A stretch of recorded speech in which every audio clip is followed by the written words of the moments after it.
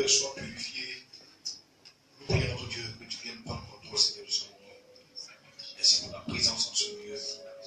Oh Dieu, nous rendons grâce, Seigneur. Merci, Seigneur. La Bible déclare que dans la Seigneur Jésus livré, il a pris du pain, il a rendu grâce.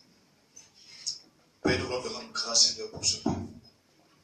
Tu as dit, ceci est ton corps livré pour nous. Nous voulons prendre ton corps. Oh Dieu, que ton corps et notre corps nous fassent un, Seigneur. Afin que nous prenions, Seigneur, ta force.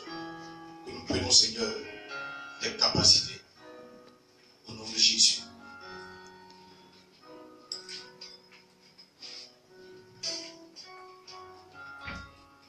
La Bible dit, il a pris du pain, il a rendu grâce, et il a donné à ses disciples. C'est pour le corps du Seigneur.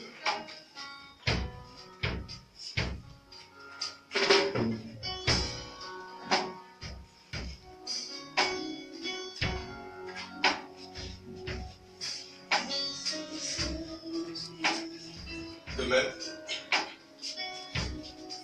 après le souper, il prit le corps, il a rendu grâce. Nous rendons grâce, Seigneur, pour cette force, la plus nouvelle alliance, de ton sang qui a été versé pour la rémission de nos péchés. Nous prions, Père, que tu nous laves par ton sang. Au nom de Jésus. Amen. Que Dieu prie une foule dans sa disciple. Il a dit que faisons tous ici ensemble, et c'est pour nous en place ensemble.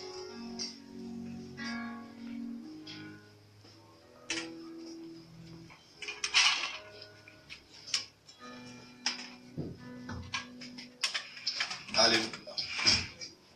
On va s'écouter, s'il vous plaît. Et on va passer le moment dans sa présence.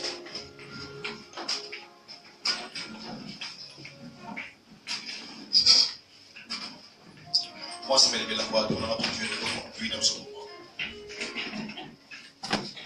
Il dispose pour que il nous parle par sa parole. Il nous fasse obéir. C'est encore notre Dieu. Père, viens nous parler, Seigneur. Viens nous parler. Viens nous parler. Ouvrons la bouche, nous prions notre Dieu. Prions notre Dieu. Qu'il parle à nos cœurs, qu'il parle à nos vies. Nous voulons, Seigneur, que tu sèmes ta parole dans nos cœurs. Sème ta parole, Seigneur. Sème ta parole, mon Dieu. Nous sommes là, Seigneur, ce soir, ce matin, Seigneur, pour te célébrer. Nous supplions, viens nous conduire. Nous supplions, Seigneur.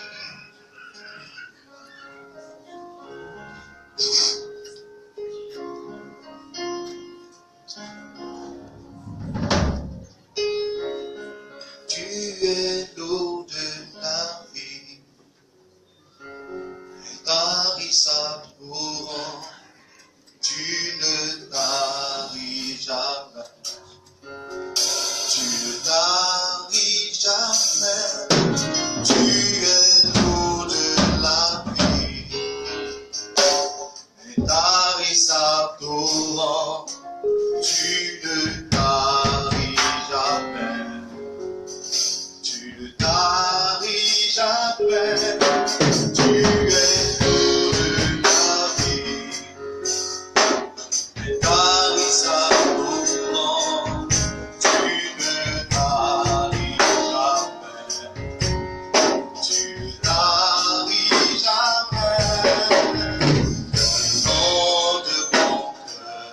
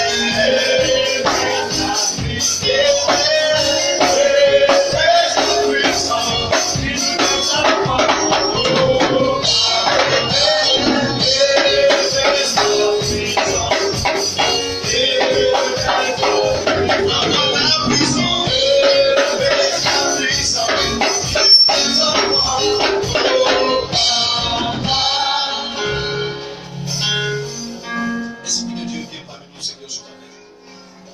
Nous avons parlé comme l'Esprit de nous qui vient nous conduire par son esprit. Sans lui, nous ne pouvons rien faire. Sans lui, nous ne pouvons rien entendre. C'est lui qui nous aide à comprendre la parole. C'est lui qui nous met les mots dans la bouche. Nous sommes bien notre Dieu, invoquons l'Esprit de Dieu. Qu'il soit avec nous, qu'il nous conduise ce matin. Qu'il nous contrôle ce moment. Qu'il nous fasse du bien par sa parole. Cet esprit nous l'invoquons.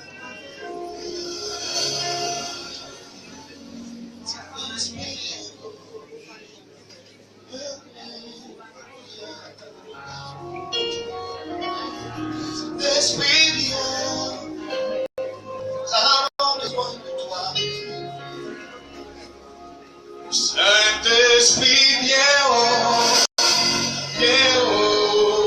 viens. Saint-Esprit, viens, viens. Saint-Esprit, viens, viens. Saint-Esprit, viens.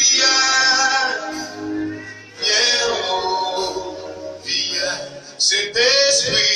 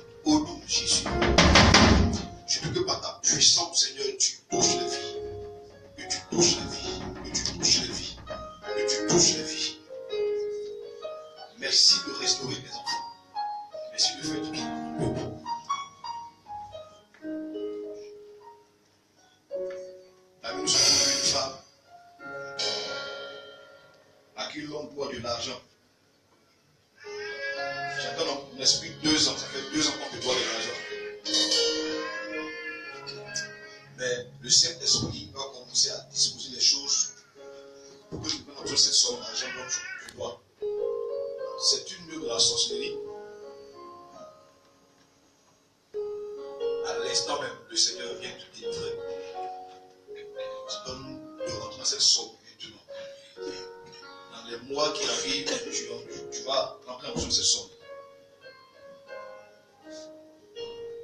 C'est que l'esprit touche. Touche ton peuple, Seigneur. Je te rends grâce. Je te dis merci, Seigneur, pour ta présence, Seigneur. Est-ce que tu peux acclamer le Seigneur Jésus? Finalement, est-ce que tu vas prier ce qu'il faut pousser dans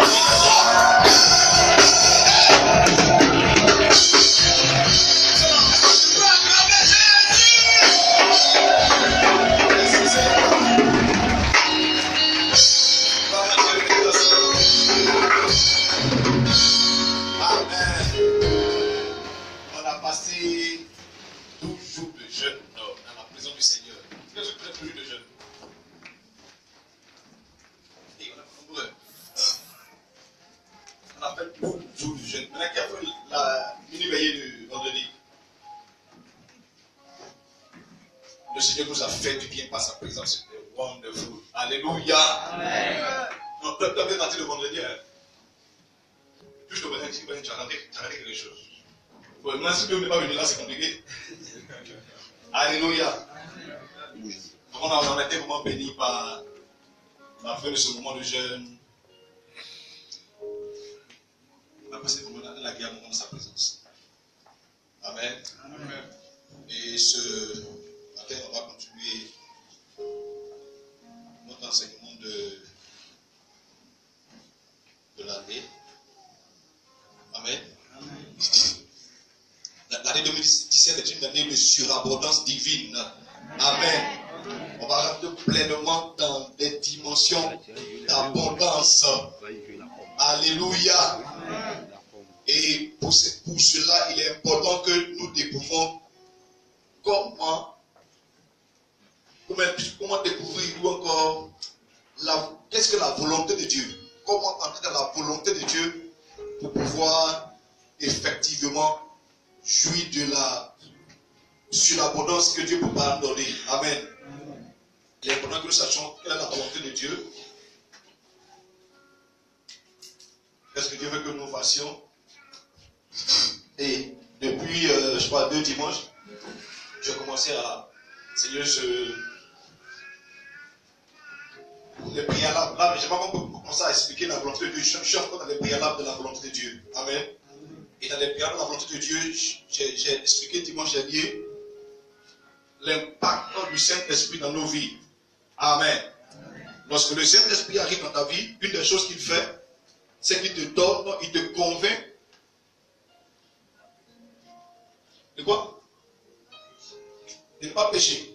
Non, il te convainc de pécher. Pas qu'il te convainc. En fait, comment expliquer ça? Il vient te convaincre que ta vie est dans le péché. Amen. Sur la base de ce qu'on a lu, Jean 16, versets 7 et 8. Parce que verset 8, et quand il sera venu, on parle du consolateur du Saint-Esprit, il convaincra le monde ce qui concerne le péché, premièrement, la justice et le jugement. Donc, quand le Saint-Esprit vient ajouter quelqu'un, la première chose qu'il fait, il convainc la personne de péché. Je pense que c'est rien d'autre. Il y a encore de la place derrière moi. Pourquoi c'est vite? Mettez les gens derrière. Mettez les gens derrière. Ceux qui sont venus, mettez les personnes derrière. Ils vont derrière moi. Il convainc les gens il convainc une personne de péché, de justice et de jugement. Amen. Le Saint-Esprit doit te convaincre de péché. Alléluia. Et j'expliquais, pour revenir par l'arrière, je vais dire ceci, que nous sommes enfants de Dieu. Et le fait que nous soyons enfants de Dieu, nous sommes en train de le commander. La Bible dit que celui qui a accepté Jésus, a quoi? A le droit légitime et dit qu'il est enfant de Dieu. Alléluia. C'est de façon légale parce que le sang de Jésus a payé pour que tu deviennes enfant de Dieu. La Bible dit à tous ceux, aidez-moi, à tous ceux qui l'ont reçu, à tous ceux qui croient en son nom, Jean verset 12, elle a donné le pouvoir de faire quoi?